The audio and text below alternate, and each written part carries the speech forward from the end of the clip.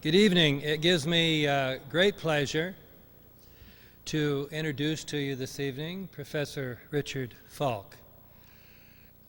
Richard has taught at Princeton University, teaching international law and practice since 1965. He is now emeritus. He has been and still is a member of many editorial boards of journals and magazines, including The Nation. He has served on many international commissions and councils dealing with problems from Vietnam to Israel and Palestine. He has been the author of many books.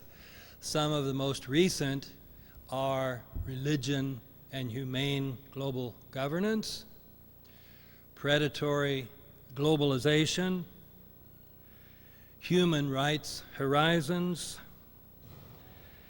International Human Rights Law and Practice, Law in an Emerging Global Village, a Post-Westphalian Perspective. But most important, he now lives in Santa Barbara, so I have somebody to talk to. So I am very pleased to introduce to you Richard Falk.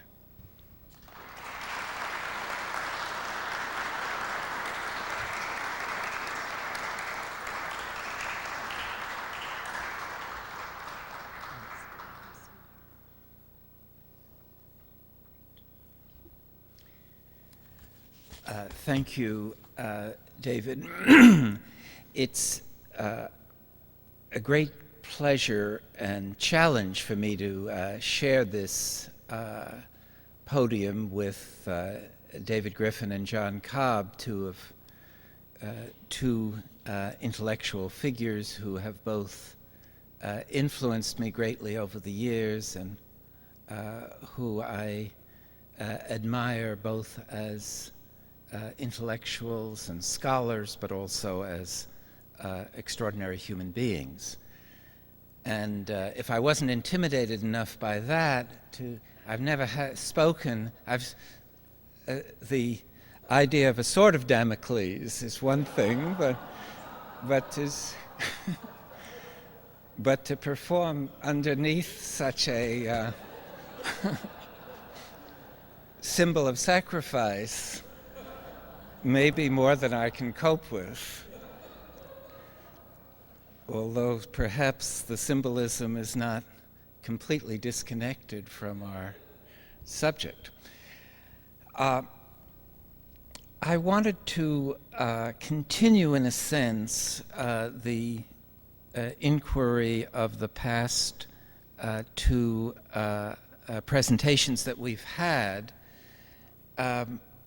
and give a focus to this question of American empire that doesn't raise the question of whether there is an American empire, but tries to suggest that the important issue confronting us is whether there are prospects for alternatives to it.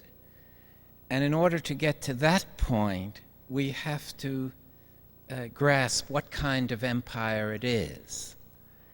And my view is that this is an unprecedented kind of empire that has never previously existed in very fundamental respects. It is the first time there has been an empire that has no boundaries, that purports to have a global scope, and whose identity is partly shaped by the idea that it will not permit any rivals to emerge anywhere on the planet.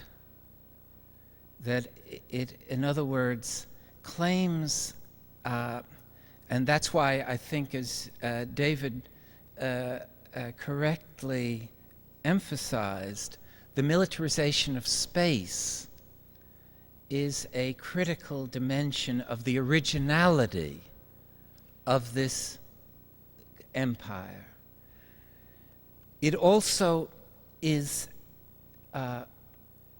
unprecedented in the sense that it is a completely informal empire, in the sense that it doesn't seek to exercise, to displace the formal sovereignty of other states. For instance, in Iraq, it has made a clear commitment, at least at the level of rhetoric, that it will respect the self-determination of the Iraqi people, and that it has no ambitions, no territorial ambitions, and it has no prospect of trying to extend its formal boundaries to encompass the subordinate political communities that compose the world. So there is a kind of a paradox here at the outset, that on the one hand, this is the first time an imperial center of power has claimed to exercise potential control over the entire world, and has invested in the capabilities that make this a plausible project. It has committed itself to regional navies on all the oceans of the world.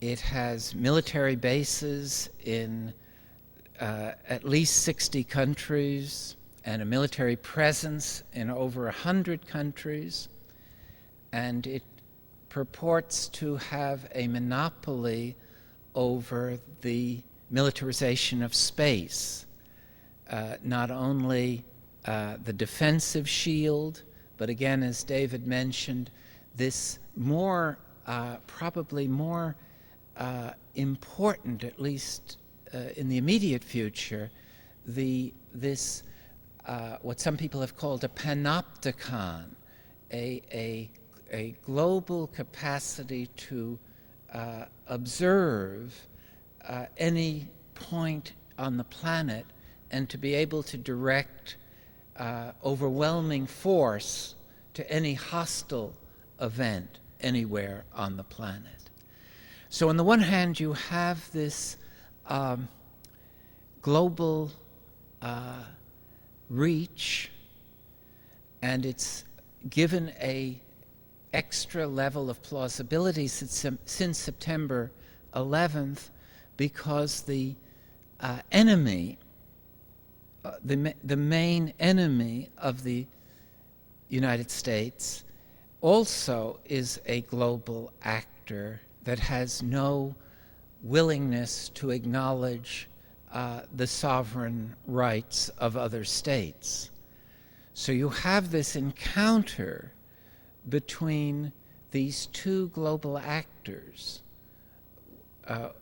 one representing the dark forces of civil society, the dark and extremist forces of civil society, and the other representing the intensification of the idea of state power and imperial prerogatives. So it's a really unprecedented reality. The modern international relations was exclusively based on the idea that significant conflict was among territorial state actors existing within accepted boundaries. And to the extent that there were departures from this image of states, they were departures based on the formal extension of state power as occurred in the colonial system and as occurred historically by the establishment of multinational empires that ruled significant parts of the planet, but they were always regional empires.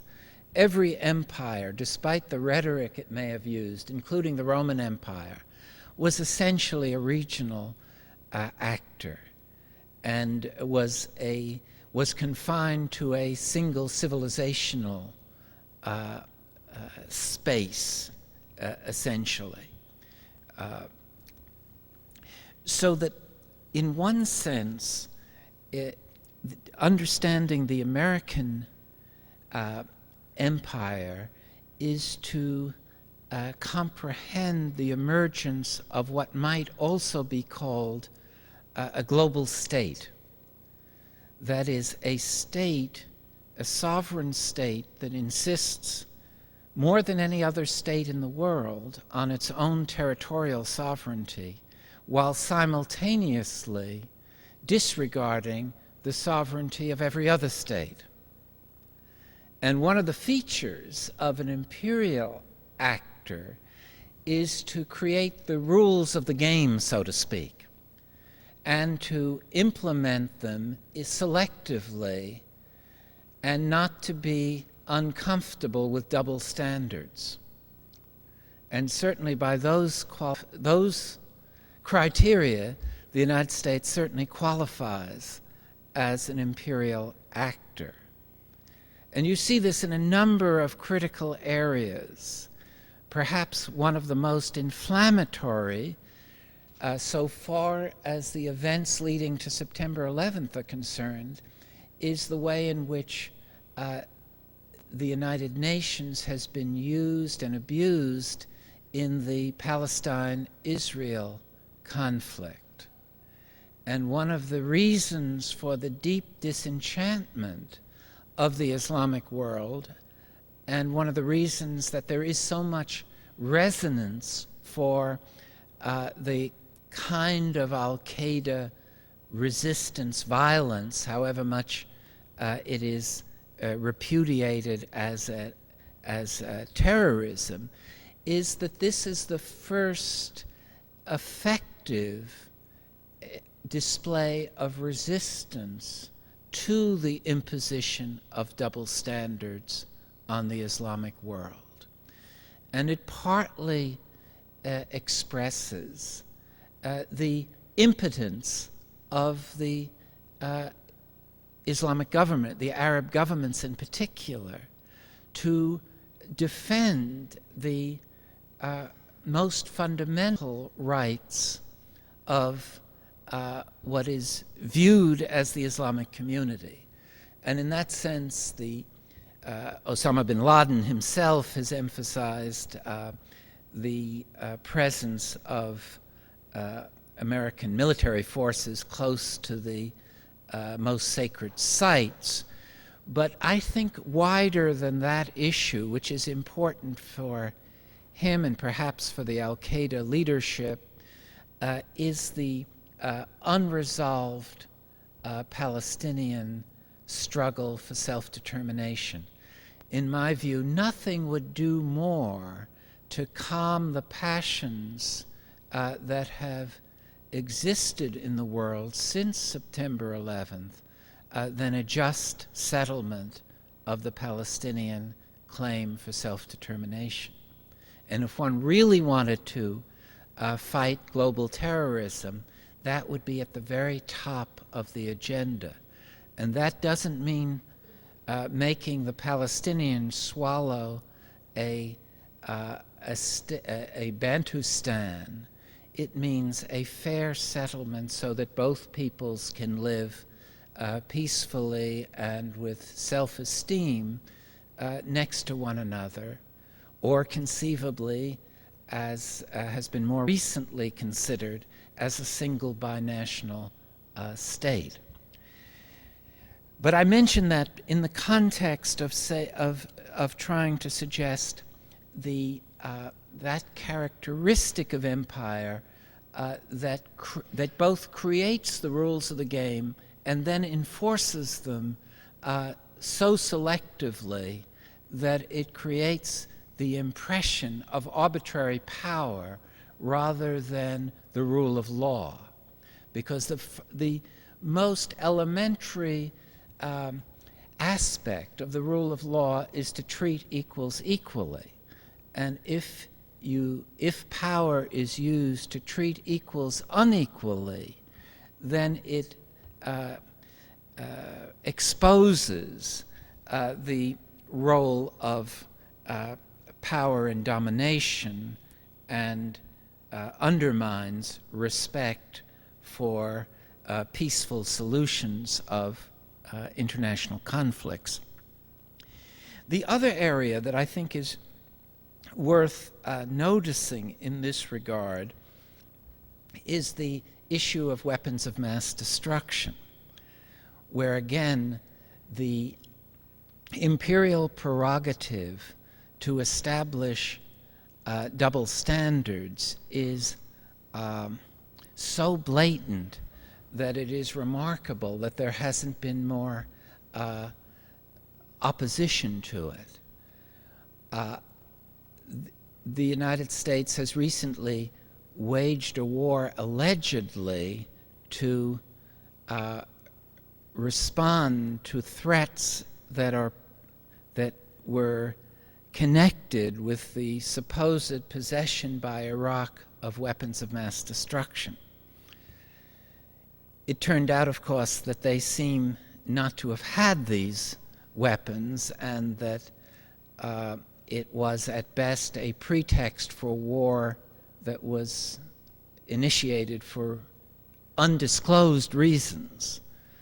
And what those reasons are, many of us can speculate in different ways. But whatever the reasons were, they weren't the reasons that we were told, and therefore it was a great abuse of authority in a democratic society not to send young people to potential and actual death without giving their representatives and giving the public as a whole the truthful account of what the rationale for the war was. But my main point here is that at the very time we were insisting that countries such as Iraq were not entitled to uphold their security as they saw fit, we were developing new types of nuclear weapons ourselves. Not only were we not willing to enter into a safe process of disarmament, we were developing so-called mini nukes, which are for battlefield use, nuclear weapons of the scale apparently of 5 kilotons, which is about half the destructive capabilities of the Hiroshima and Nagasaki bombs, which were supposedly between 10 and one of them 10 and the other one between 10 and 20 kilotons. So 5 kiloton weapon is an extraordinarily destructive weapon. And we were also developing weapons to reach deep targets, so-called bunker buster nuclear weapons. But the point that I'm trying mainly to make is that to insist that sovereign states, especially those that were under threat, as Iraq was and arguably North Korea is, cannot pursue their security in a manner that gives them some chance of deterring the most powerful and threatening country in the world, but to go on ourselves with the possession of these weapons and the development of additional weapons emphasizes the depth of this double standards. And then to make the fuss about some countries, but to turn away from the fact that Israel, for instance, has a large illicit set of nuclear weapons capabilities, again communicates to other countries the degree to which our pretensions of providing global leadership are very self-serving and are abusive toward many of the peoples in the world. So that it seems to me that these issues that I've been mentioning do go to the distinction that John Cobb was making between unilateral and multilateral approaches to this imperial role.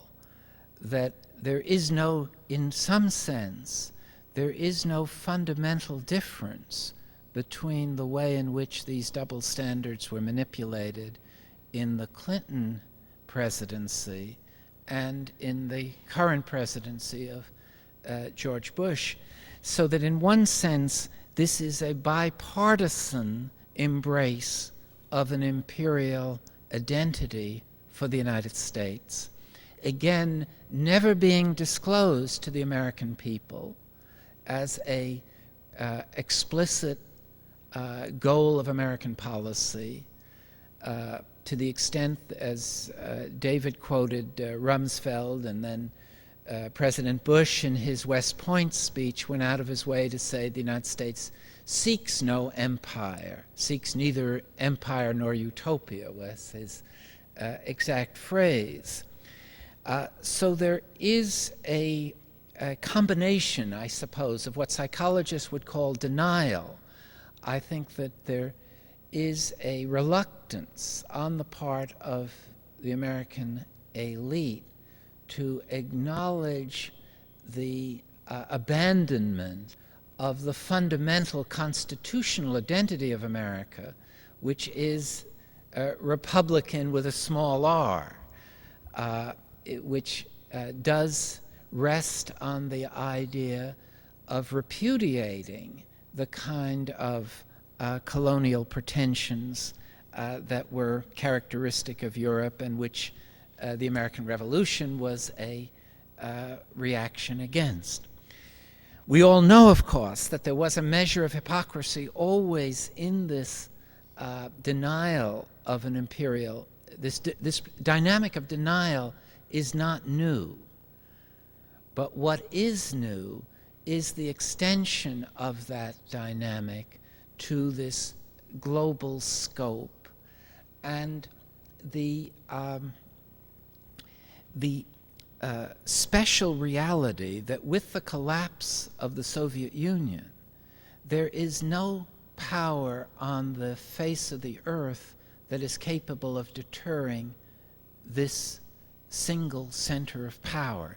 The real significance, in a way, of talking about unipolarity or the unipolar moment is that it means that effectively, to the extent that this is true, there is no balance in this international order.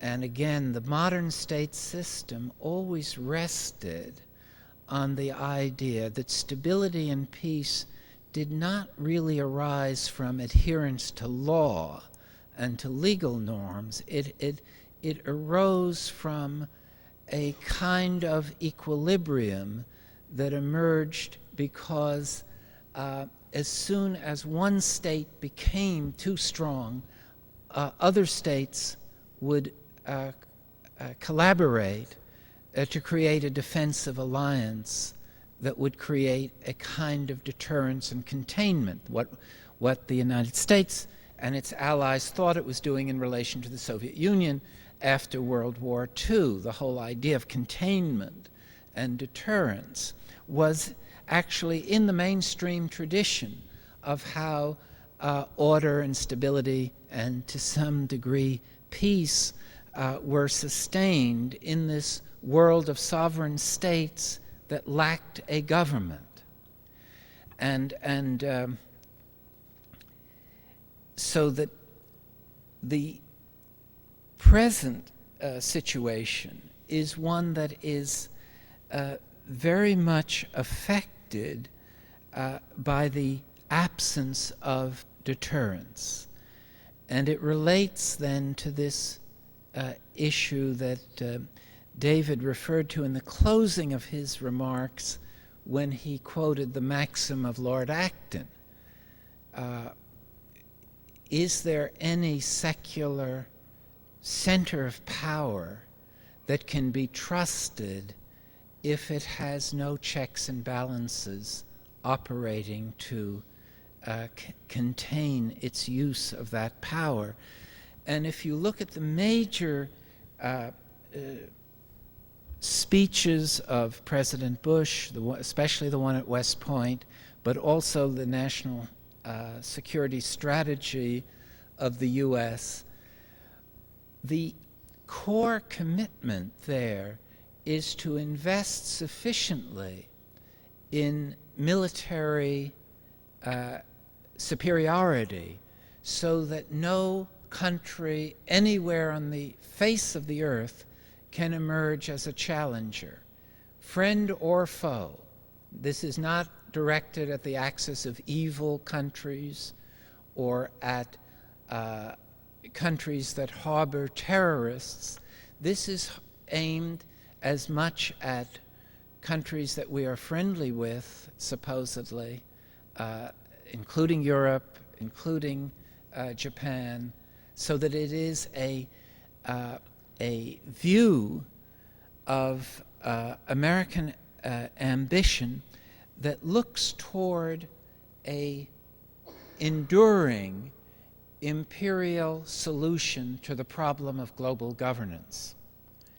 And I think that's something that I differ to some extent with what David was saying this afternoon, because I think that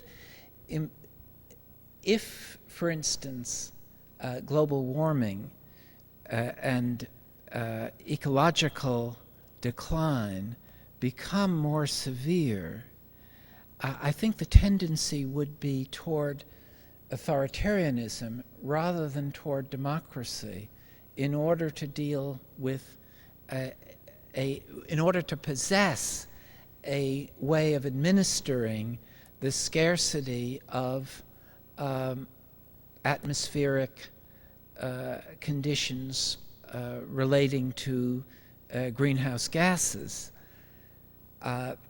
So that one way of thinking about this present drive toward imperial authority is as a way of solving the problem of global governance in an age of ecological scarcity.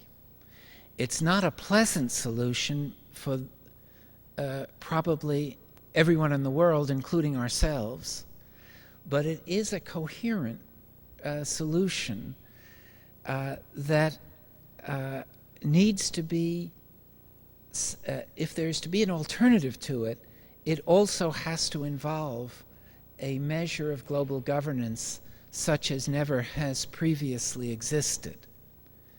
Whether that can be fashioned within sufficient time is an open question. So that the further originality of this global empire is that it is, as I say, a undertaking that has no boundaries and that has an enemy that is also a global actor, and it seems to be functionally connected with the need for some kind of centralized governance that the traditional system of sovereign states could not give rise to, so that it has a certain unusual historical relevance that I don't think has been very much appreciated in discussions of this issue. There was discussion earlier this afternoon about Michael Ignatieff's views that urging the use of imperial power to promote human rights, to promote democracy, and to promote generally humanitarian diplomacy. And I think that the argument that he hasn't fully articulated relates to this, because if one remembers, the title of his essay was "The Burden of Empire." And what he was, I think, I happen to know him rather well, and I know his view. He has the view, which I think some others share who are in this dialogue, that there is this empire and that there is a range of choices as to how this imperial power is to be exercised, and there's no meaningful alternative to it, so that the serious discussion is, will this empire be used for more or less positive purposes, or will it be used in a totally reactionary way? And I think that idea that the structure of international life is, for better or worse, characterized by this pattern of domination by this global state, and only this global state is capable of providing order, is one of the reasons that I think the empire will be quite resilient, and that the defeat of George Bush in the next elections will solve the problem of what I call provocatively the problem of global fascism, at least in the short run, but it won't solve the problem of empire. So that if one's concern is with empire, one has to look deeper at the structure. Why I think, let me first say something about why I think it was not unreasonable to say that this inflammatory language of fascism can be responsibly attached to the implications of the Bush worldview and those of his entourage. And I think there were several very troubling elements that are somewhat diminished by recent developments, but certainly existed 6 months to a year ago. And they included a mobilization of the strongest society in the world around a patriotic creed based on a mixture of fear and anger, resulting from the September 11th provocative events, and fortified by this ultranationalist affirmation of the United States as the best country in the world, and that to the extent that we could make the world like the United States, we would solve the problems of people everywhere. That, in other words, an American missionary role was far from immoral. It was indeed the fulfillment of a responsible international morality, because we would be bringing a better life to the rest of the world. In addition to that aspect of the reality was the sense that the United States had the capability to maintain this military dominance for the indefinite future, and therefore in some of these documents, it advises other countries, including China explicitly, to forego the development of military capabilities itself and concentrate on trade and development, because it was foolish for it to waste its resources by trying to challenge American superiority. It just had no chance to do that. So it was trying to suggest that the way in which global security would be maintained would be to rely on this single center of military dominance. And that really corresponds to the early notion of the state as what characterized the sovereign state, in addition to boundaries and government, was the monopoly over legitimate force. What the Bush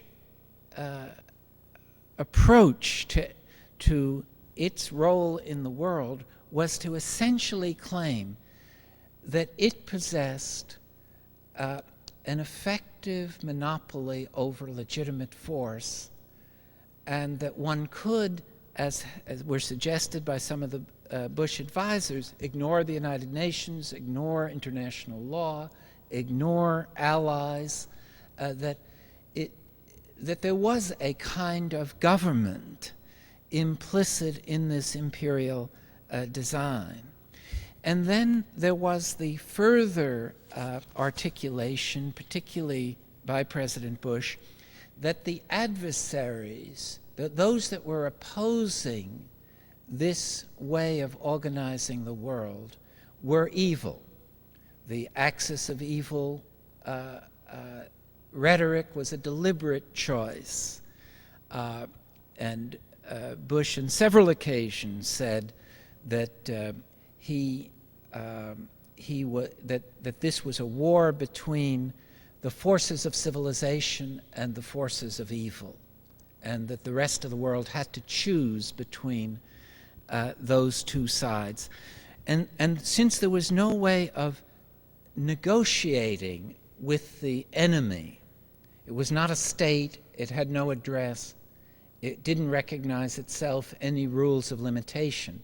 The only solution was an extermination of the only way of establishing, and the way in which the response to September 11th was an exterminist response, that one was trying to destroy and so on. And it was true on the other side. Both sides had the view that the only way to end the conflict was to destroy the other side, the adversary. And so that kind of sense that you are the vehicle of the good and the adversary is evil means that there are no limits on the engagement with violence, that any level of violence, and there's no obligation to respect sovereignty, there's no obligation to respect civilian innocence on either side. We talk about terrorism, but we don't talk about state terrorism, although both states and these extremist groups do not recognize civilian innocence, and therefore, by a best understanding of terrorism, are both engaged in terrorist activities. So for all of these reasons, I think it was and is reasonable to think of something that one might call global fascism. Not fascism as we knew it in the 1930s on the level of the state, but this is on the level of the global state in relation to the rest of the world. And what gave it a particular, I think, resonance as a term was the fact that we had an attorney general in this country that seemed fully prepared in the name of security to abridge the traditional liberties of American citizens, whether that made sense or not from the perspective of real security. It seemed to be a many people have said the Patriot Act was on the shelves of the Justice Department long before September 11th, and that it was taken off the shelf when the political opportunity arose. It also highlights a religious racial enemy in terms of Muslim males as a way of giving this ultranationalism and patriotism a racist and religious dimension that may not seem so clear here to us, but is certainly perceived in the rest of the world as part of the way in which the United States has responded to the attacks of September 11th. So I think there was a very serious risk that if these policies succeeded, that there would be a kind of global fascism emerging. And probably not, certainly not, I think, as a matter of conscious design or preference, but because it was clear that there would be resistance to these to this kind of way of organizing the world. Resistance here in this country and resistance around the world. And if you have this sort of dogmatic view that you are the vehicle of history and of virtue and of civilization and your enemies are evil, that resistance will prompt an escalation of oppressive violence. So there was almost certain to be a escalating cycle of violence between those that were pushing toward this sort of imperial world order and those that were resisting and opposing it. In my view, this danger of fascism now seems to me much reduced, and there's several, I think, reasons for this. The most obvious is the unexpected obstacles that have emerged out of the Iraq War. The fact that this war was prematurely declared won, and the government, the U.S. government, obviously misunderstood the difference between prevailing on the battlefield and having a political victory that really could be accurately described as winning the war. See, it's the unlearned lesson of Vietnam, that you can have military superiority and win every battle and yet lose the war. And we were misled, and our leaders were misled by the results of the Kosovo and First Gulf War. And Bush Sr. understood that he could only say the Vietnam syndrome was over if he stopped at the Iraqi border. You remember he was quite criticized at the time for saying Saddam Hussein is a demon like Hitler, but we're not going to do anything about removing him. And one could hardly imagine ending World War II with Germany devastated, but Hitler and the Nazi Party still governing Germany, and think that we had won World War II. But that's what the claim of the First Gulf War was. But he did understand, both from Vietnam and from the experience that the Reagan presidency had in Lebanon, which he was very much involved, the 242 Marines that were killed in Lebanon and resulted in the reversal of American policy and the immediate withdrawal from Lebanon. The Bush leadership obviously thought that this was more like Kosovo than Vietnam. And in Kosovo, you had a genuinely beleaguered population that welcomed an external presence in order to protect themselves from ethnic cleansing at the hands of Serbia. That did not exist, however brutal the Saddam Hussein regime was. The idea that one could come out of a non-Muslim country, could come and occupy Iraq and be welcomed as a friend or as a liberator was extremely naive. And it also was naive to think that that military superiority could overcome the resistance of a hostile occupation.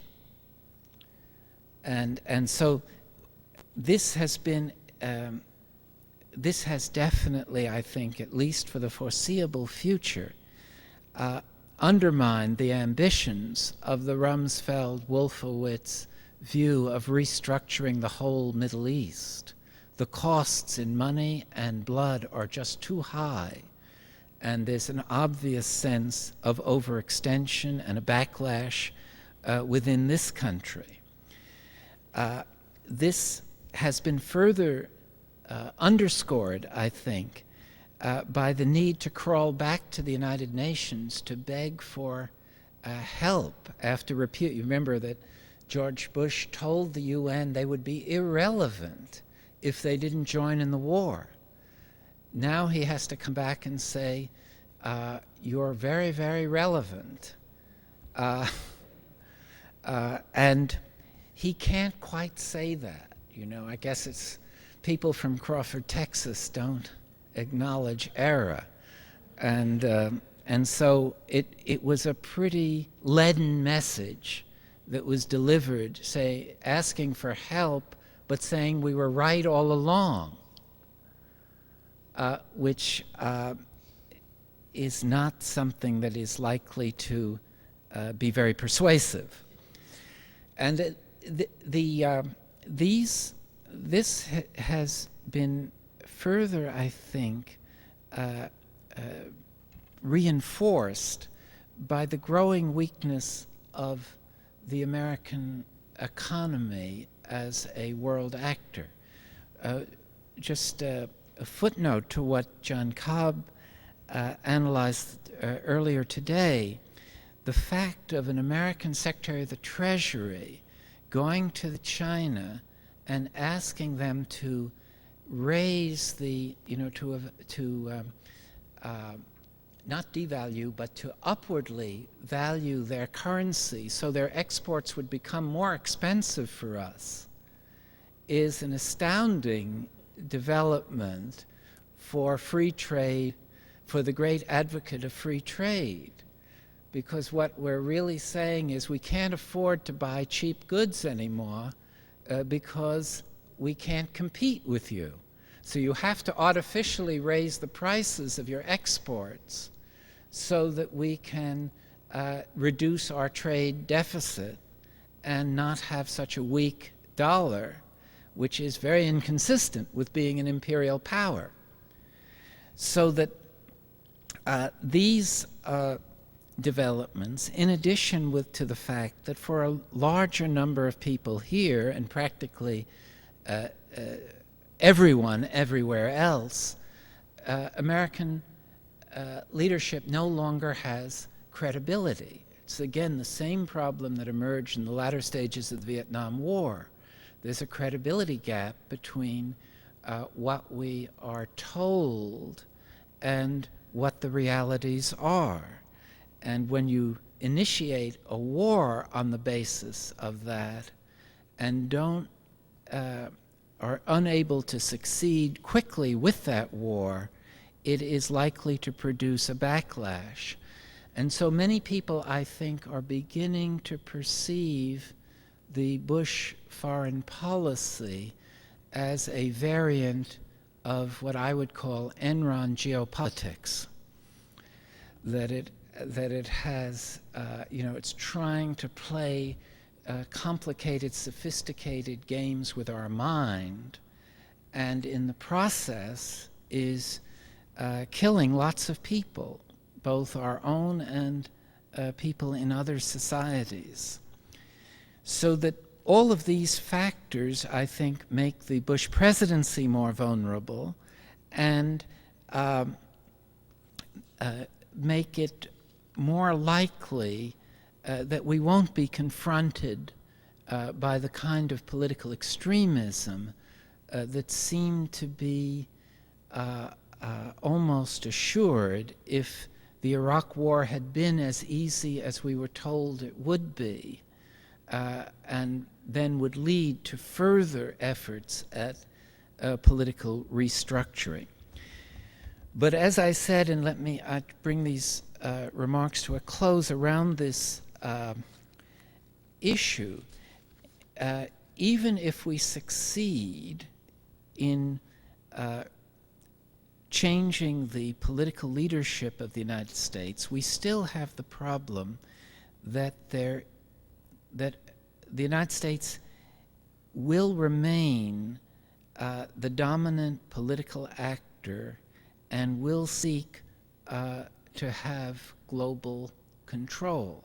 There's no indication that the leading Democratic Party candidates are going to abandon the militarization of space, or that they're going to abandon the effort to control the global economy, or that they are going to try to work toward the creation either of a stronger independent UN or even to achieve nuclear disarmament. See, all of these things would be quite feasible, but there is no disposition to abandon a form of global governance that rests on an American imperial capability and ambition.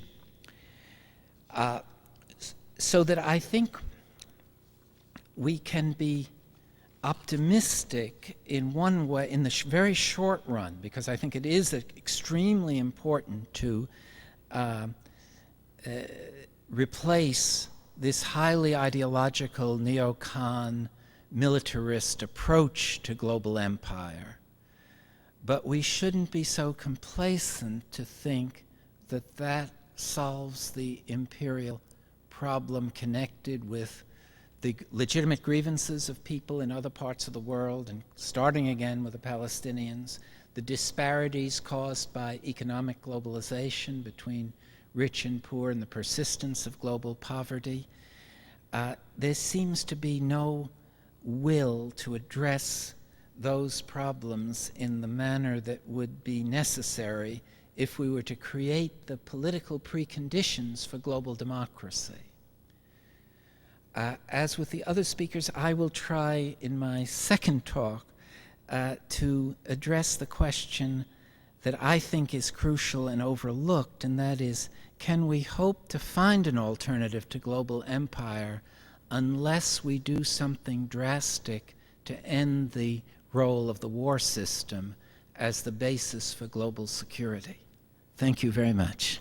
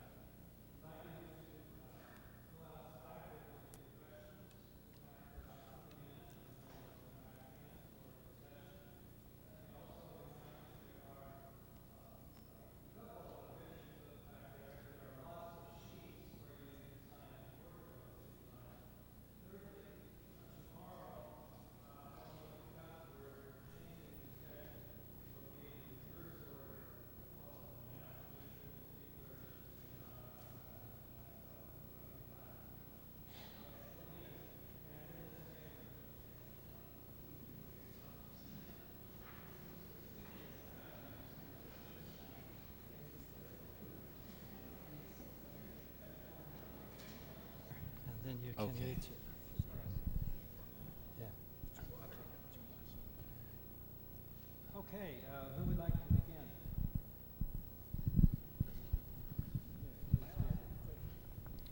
This is probably a crazy idea, but is there any connection between the reluctance of France, Germany, and Russia to get into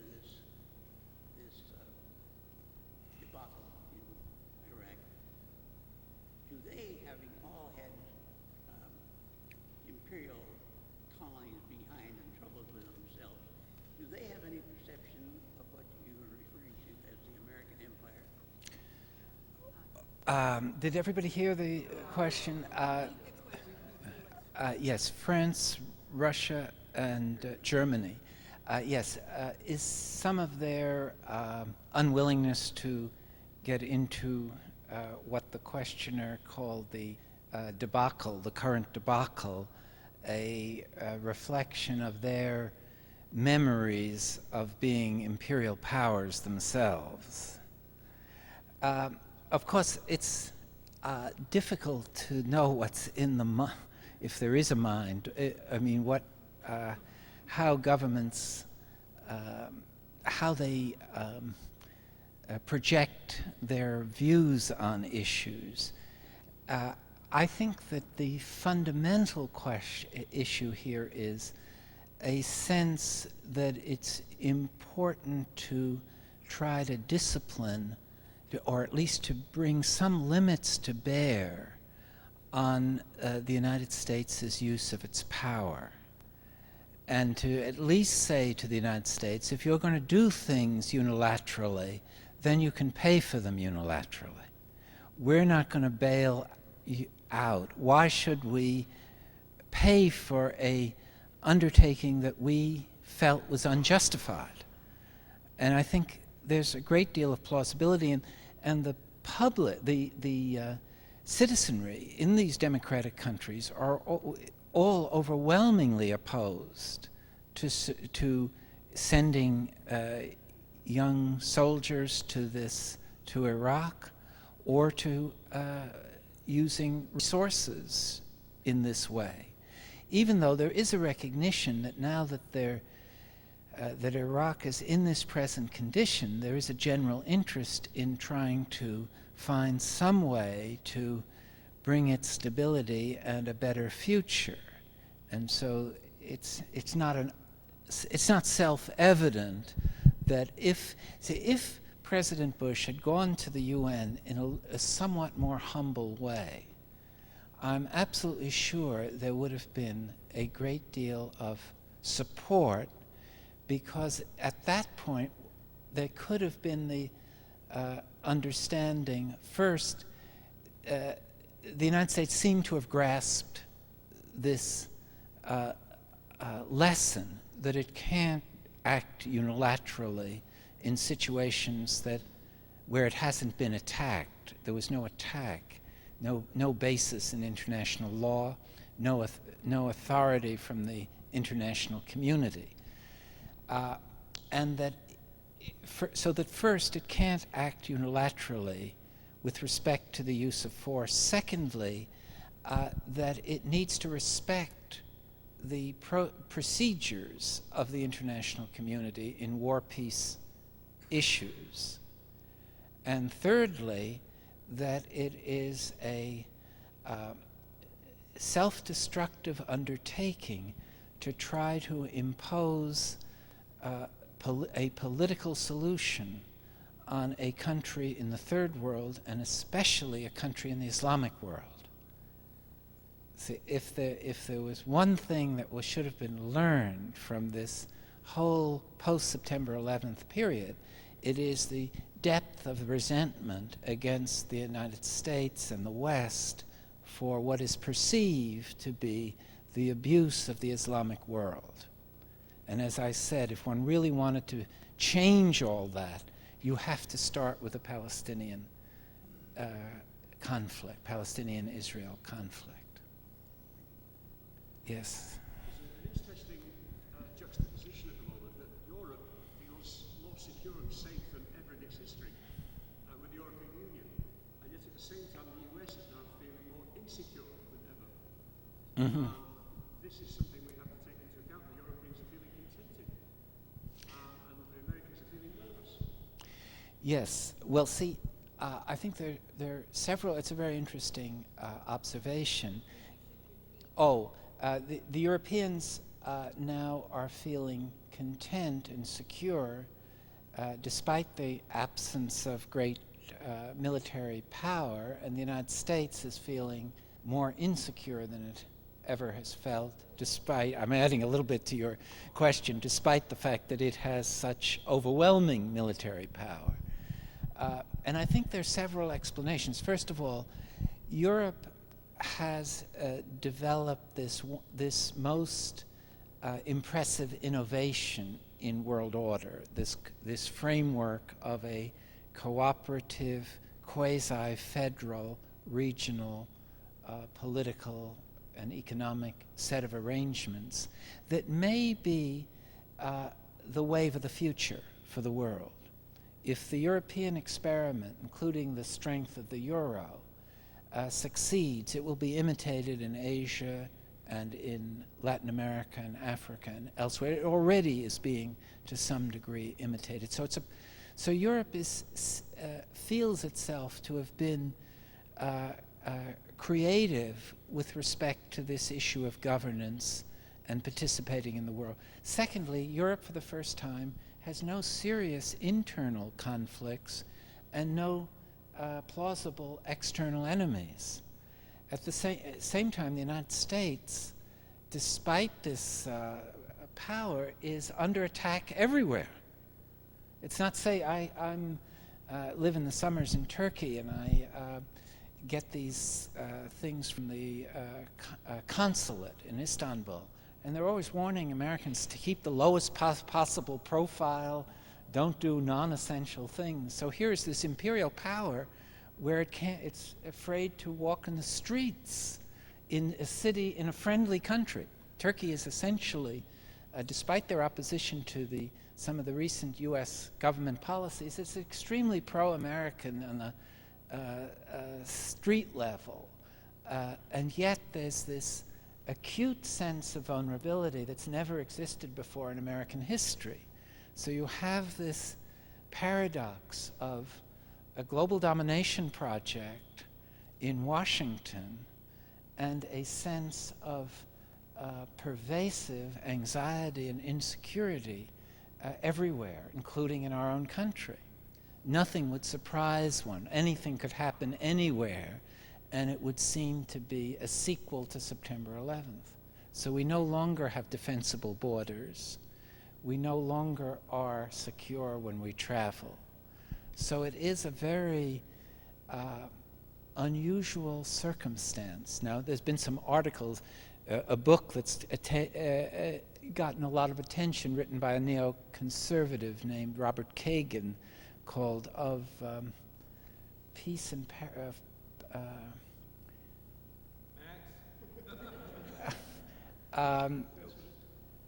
what's the name of it? It has the word paradise, peace and paradise. It's actually, I have it with me there, but it's the argument of the book is Europe is law-oriented and feels secure because it's weak, and the United States is assertive and plays this global role because it's strong, and the strong always act this way and the weak always act. So that an explanation of European behavior is essentially their inability to act as grown macho states in the world system.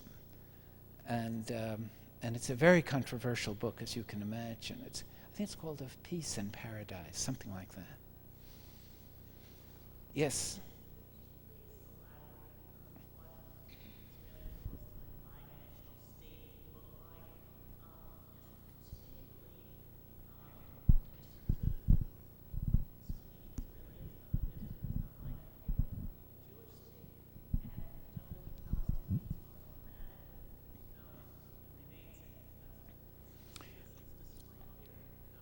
Yeah, the question is, could I elaborate a little bit on the nature of a binational Israel-Palestine state, and wouldn't that state be difficult to establish because it would mean the end of a Jewish state, and it would put the Palestinians, on both sides, and it would put the Palestinians in the position of being second-class citizens. I beg your pardon? They wish they were. They're about fourth class at the moment, if they're citizens at all. But see, I think you have to think about the future of Israel-Palestine with the initial premise that there is no good solution at this point, that it's a matter of choosing what's the least problematic.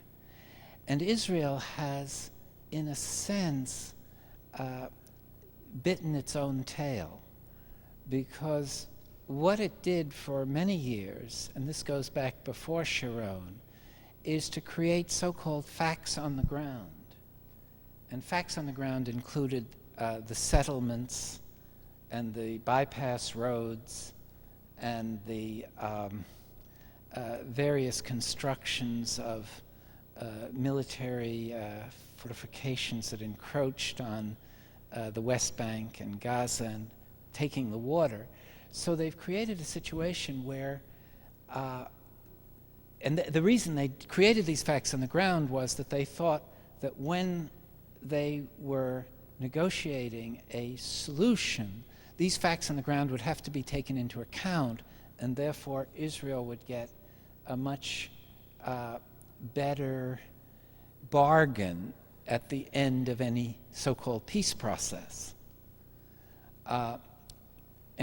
But so these facts on the ground have accumulated now to the point where you have over 200 settlements in the West Bank, over 400,000 settlers.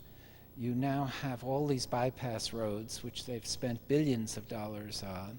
They're now building this fence, and it creates a situation where it seems impossible to create a viable Palestinian state out of this reality. And it would only what Sharon proposes, which is to give the Palestinians 42% of 22%.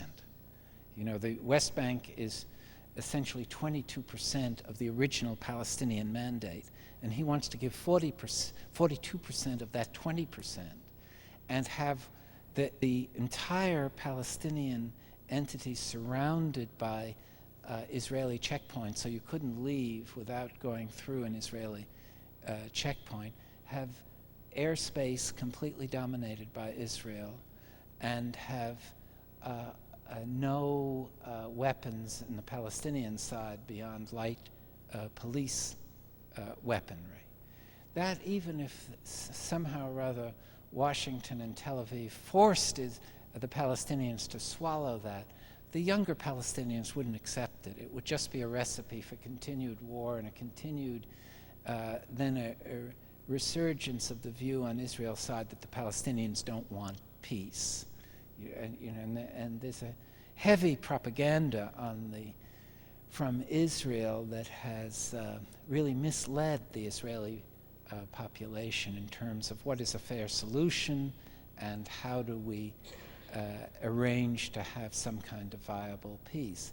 And it's in that context that people feel this has gone so far that the only way to see a humanly acceptable future that will reconcile these two people is to allow them to live together, to share Jerusalem, to overcome the refugee problem in this way, and to overcome the settlements problem in this way. It's everything, even somewhat desirable, seems utopian from this perspective.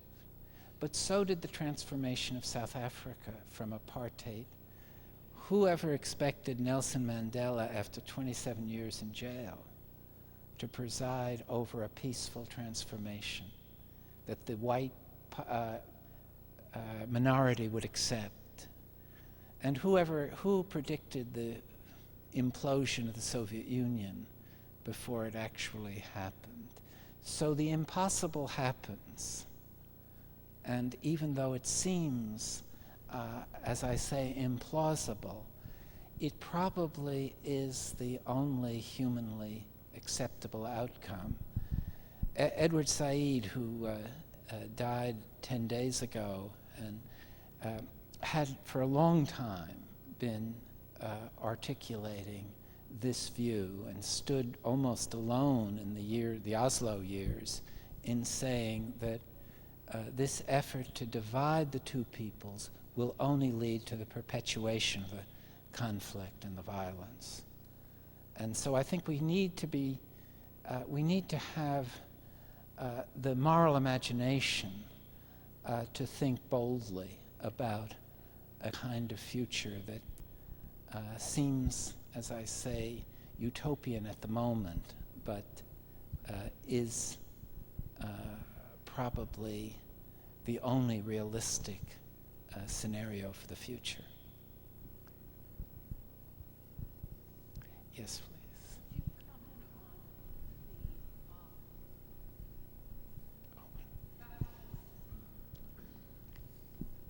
implications for our domestic life, including the role of the media and media amalgamation and so forth, and also the relationship to next Tuesday's election in California?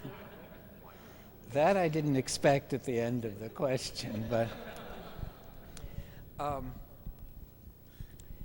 well, I think you point to a very important element that this.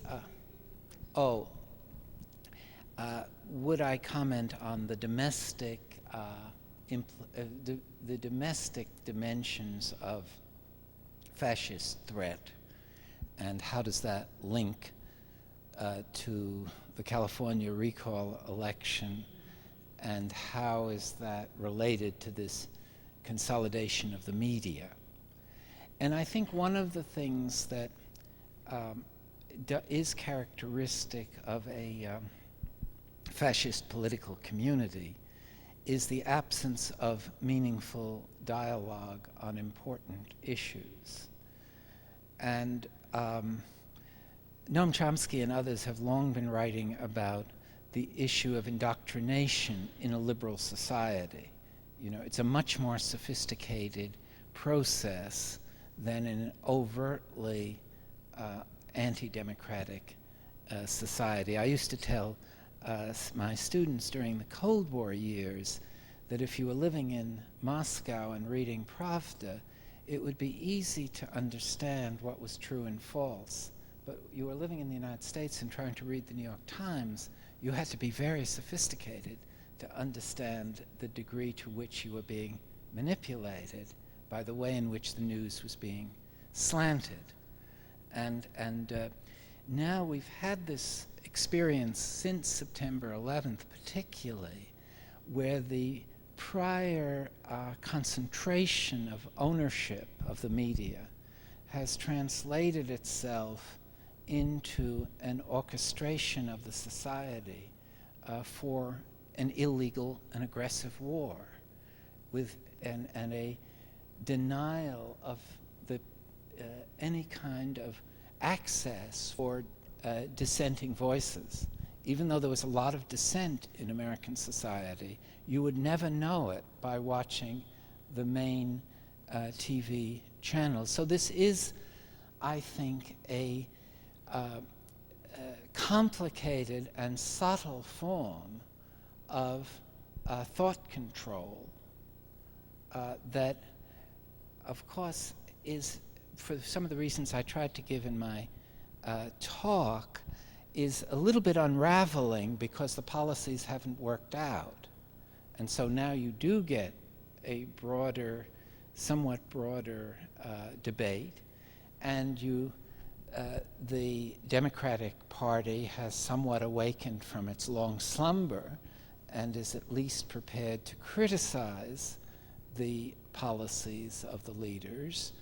And so you have a somewhat healthier dialogue. The media is very important, but I wouldn't exaggerate it in American society. After all, East Europe had completely controlled media, but it didn't fool the people at all. I mean, it's I think a somewhat lame excuse to say the American people can't understand the issues confronting American society because of this media consolidation. It's true and it's manipulative. On the other hand, there is enough freedom in American society that there isn't any real, at least not an adequate explanation for the passivity that has been exhibited in this period. How this bears on the California recall election sort of is beyond my imaginative powers to grasp, except it does show the way in which the electorate seems to have responded to the candidacy of Arnold Schwarzenegger does show a disturbing quality of American political culture. And again, that is a kind of fascist susceptibility to a demagogic manipulation. And if you look at the history of the way in which empires have self-destructed, it often is through the rise of the kind of demagogic figures. Ancient Athens was manipulated in that way at the end of its empire after the war with Sparta. And I think it is a bad omen that this kind of political figure has such a capacity to arouse, to become popular. Of course, the alternatives are not exactly appetizing, and that's again, one can discount the significance possibly. People probably feel at least this Schwarzenegger is a kind of vivid political presence, and that contrasts with the grayness of gray. So that, I don't know. Yes, please. I would like to ask you to elaborate on some of the things that have already been pointed out in some formal way. But, you know, on the one hand, we have been talking about how America has asserted itself in an imperialistic way. On the other hand, we have also been hearing or some hints of kind of resistance and ill will that it creates on the other. And so I'd like you to... No, that's okay. This is not meant to distract you. I'd like to hear your reflections on the possible kind of dialectic of American imperialism in the sense that power creates not only oppression and subordination, it also makes itself increasingly dependent on the very people that it oppresses. It also creates resistance as it goes along. So what we see today, I think even in Cancun several months ago, we saw a real resistance, even collective resistance on the part of many nations. Uncle Sam could not get his own way. Right before the beginning of the war on Iraq, we had almost a global, worldwide resistance, something unheard of until the time it seems to me. So there is a growing, almost global resistance. Now, I'm not talking merely in terms of kind of non-governmental NGO coordinated kind of resistance alone. I'm also talking about the possibility of growing opposition of governments even. And not only that, if you can project into the next 5, 10, or 15 years even if possible, certainly China should be very much in the picture. According to the projections, in 15 years, China is going to equal the power of the United States of America. European Union, when it completes its process of unification in the next 5 to 10 years, becomes a much more united Europe. I'm sure that it would also, I don't know whether it's going to act like another empire then, I don't know. But certainly we are entering into some kind of a multipolar world. And how, therefore, the American power and the emergence of these new powers will be interacting, and what kind of world that will create. Good. No, that's a very interesting question. Everybody heard that? be reluctant to repeat it because it was said in a very sophisticated way.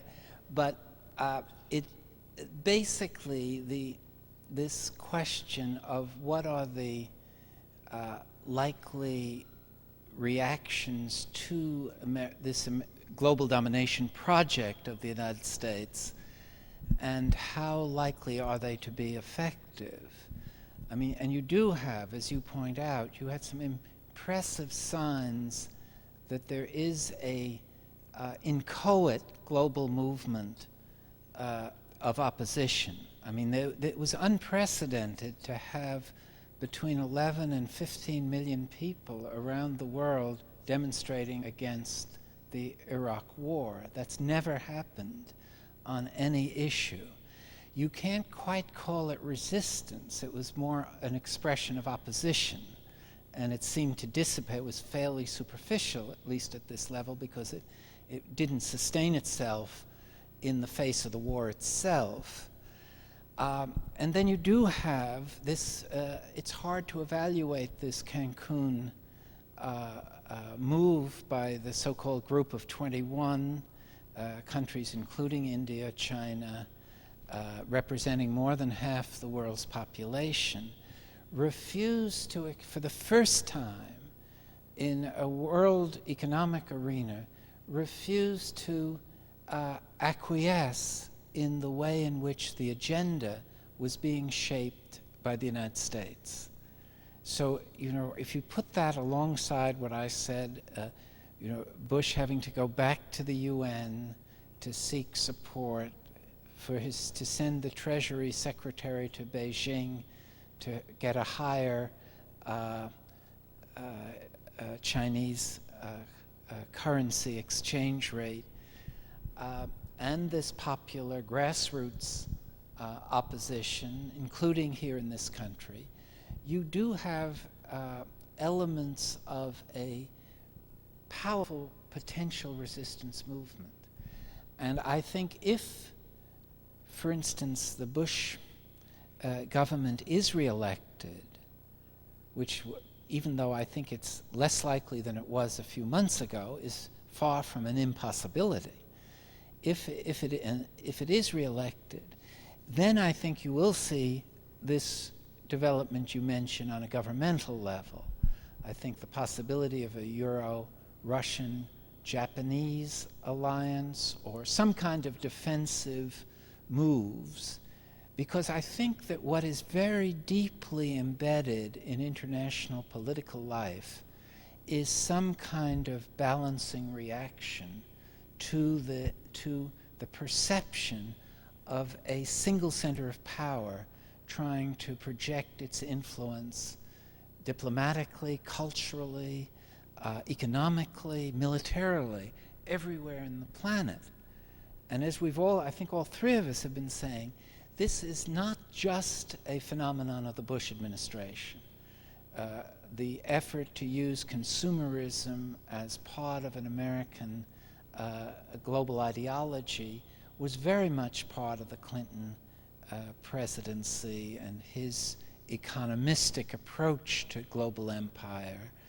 And it would definitely return in a democratic administration that would try, I believe, to revive globalization as its highest priority and to shift attention away from this interventionary failures that the United States has had in Iraq. And no one's mentioned Afghanistan tonight, because there's another case where we celebrated prematurely the victory, a so-called victory in a war that wasn't over. See, and if you read the theorists of war like Clausewitz and others, that they all emphasize the fact that the essence of war is not what happens on the battlefield, but that it is a political process. War is politics by other means. And therefore, if you ignore the political outcome that you're seeking and declare victory on the basis of something that happens on the battlefield, you're ignoring the fundamental reality of this kind of armed conflict. And that's what we've done, both in Afghanistan, in Iraq. And I'm sure those pictures of George Bush getting out of a fighter plane in a combat outfit is going to haunt him. And if I was planning Democratic Party strategy, I would play that over and over again. And that again, the other side of that was, well, while it seemed to be a victory celebration, that reminded people, and several people mentioned this to me, of the Nuremberg demonstrations during the Nazi era. The orchestration and the lighting and the use of the background, again, and the military symbolism, and so that tragic as it is, it's important that the Iraq experience did not end on May 1st when President Bush apparently thought it had ended.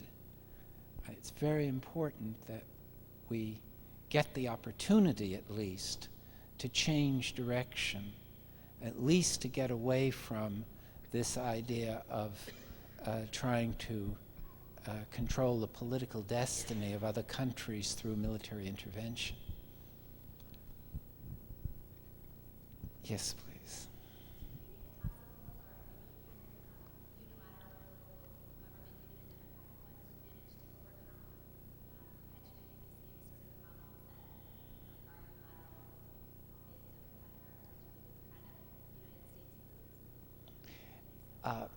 Let me see if I understood your unilateral government, did you say, or?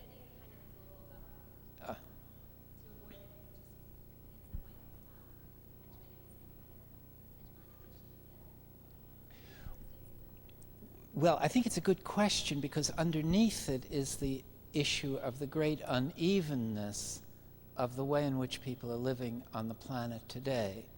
I think both David and John referred in various ways to this small percentage of rich people using a large proportion of the world's resources. And of course, we're the main culprit, but we're not the only culprit in this respect. And that see, if a world government, a democratic world government, tries to freeze that status quo, it would be inadequate. It will be unsustainable.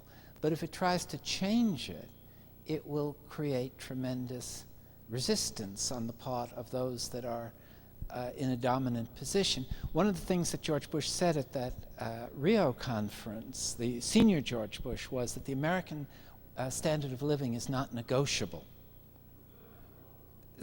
See, and by saying that, in effect, he's saying, I don't care what happens to the planet. We're going to continue to live the way we are. And no one's going to tell us to become good global citizens. So long as that sentiment prevails, it seems to me there is no possible way of having a system of global governance, whether it's democratic or imperial, that addresses both the fundamental issues of social justice and also of environmental or ecological sustainability. So there are some preconditions that have to be addressed. You need a global justice movement that precedes the establishment of a global government. And as I will try to argue tomorrow, you also need to marginalize the role of political violence, which means you need to have some way of effectively resolving conflict in ways that don't rely on war and violence. And there were very hopeful things happening in the 1990s that haven't been given much attention. Important democracy movements in all of the Asian countries, including China. The peaceful transformation of South Africa, Eastern Europe, Soviet Union, without violence. Even the Iranian Revolution which took on the most militarized regime in the Third World, the regime of the Shah of Iran, succeeded without essentially firing a single shot. So there was a important post-Gandhian nonviolent politics that had achieved a great deal of success even within the world as now structured. But we need a pedagogy of peace and nonviolence as the foundation of global democracy, because without it, I think one will have one will reproduce the same problems that we have at the present time. Okay, I think with that sneak preview of tomorrow, that was a perfect place to end. So let us thank Richard for a great evening.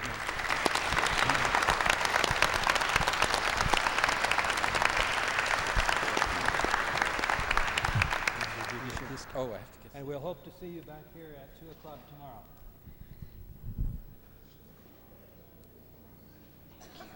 I didn't get a chance because somebody came in. You are going to provide, Sorry? are you providing audio? We're recording it, and Yeah. I saw you with something that said Sound Posse. oh yes, Yeah. you can order the tape from Sound Posse, but we're going to hopefully give it to the station KPFK to play. Okay, So So you could Okay. hear it there. But if you wanted, will there be a CD to order, or we're not sure? Oh yes, but a little bit later.